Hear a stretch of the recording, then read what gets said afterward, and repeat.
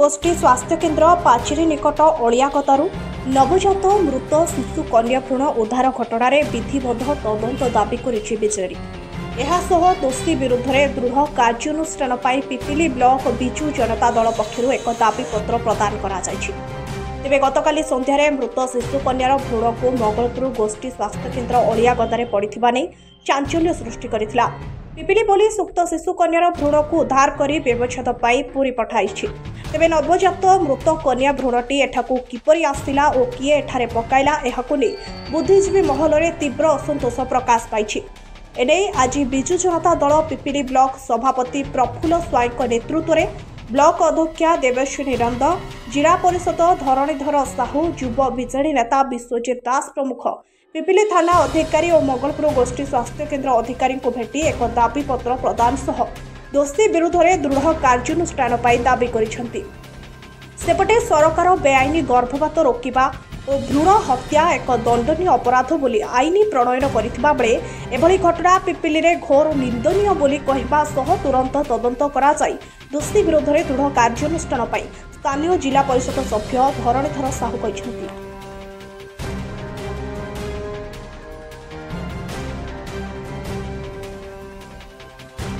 Bureau report Pipili news.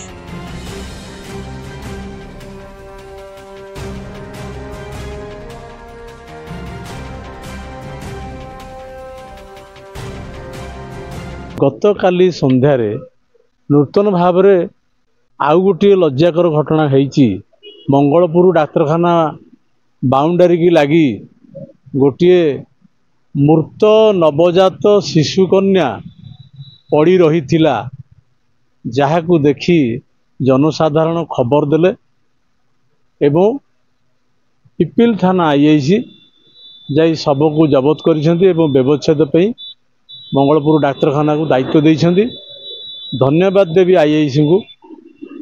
किंतु दुखर कथा, निंदनीय घटना, लज्जाकर घटना आम अंचल रे आमको आज खराब लगुची एवं व्यथित करिची जे किभली ये घटना पिपिली रे घटुची।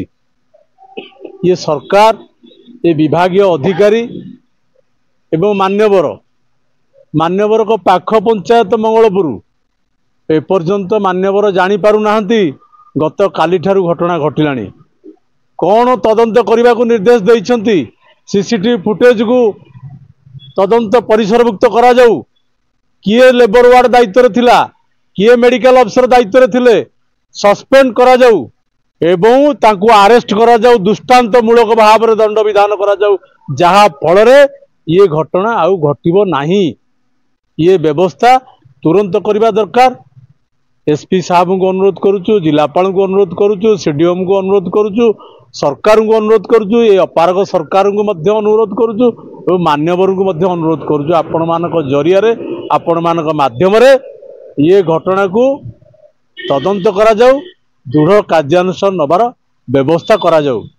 विजु जनता दल तरफरु रुद्र प्रताप महारथी मान्यवर पूर्वतन विधायक निर्देश रे आज चेयरमैन, भाइस चेयरमैन एवं समाजसेवी मंगलपुर अंचल जीतू बाबू, मु एवं आउ किछि आमर समर्थक आमे आसीथिलु मंगलपुर डाक्तरखाना रे देइछु तदंत करिवा पई एवं थाना रे मध्य देइछु आज तदंत करिवा पई।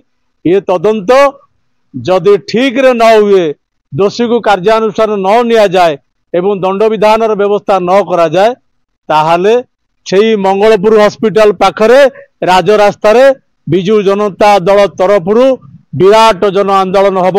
विजु जनता दल सबुबले जनसाधारण पाई अछि एवं पिपिली जनसाधारण पाई संग्राम जारी रखिछि, जारी रखिब।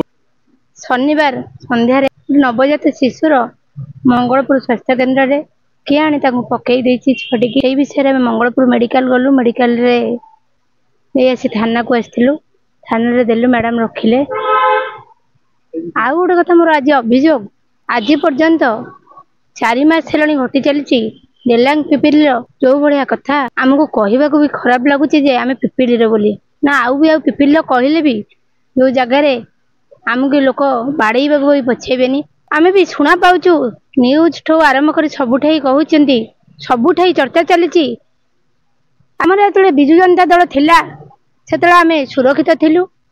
କିନ୍ତୁ ବର୍ତ୍ତମାନ ଭାରତୀୟ ଜନତା ପାର୍ଟି ଆସିବାରୁ ଯାହା ହଉ ସେଦିନ ଠାରୁ ଆମେ ବି ବ୍ଲକ ଆସିବାକୁ ଏଥର ଭୟ କରିବୁ।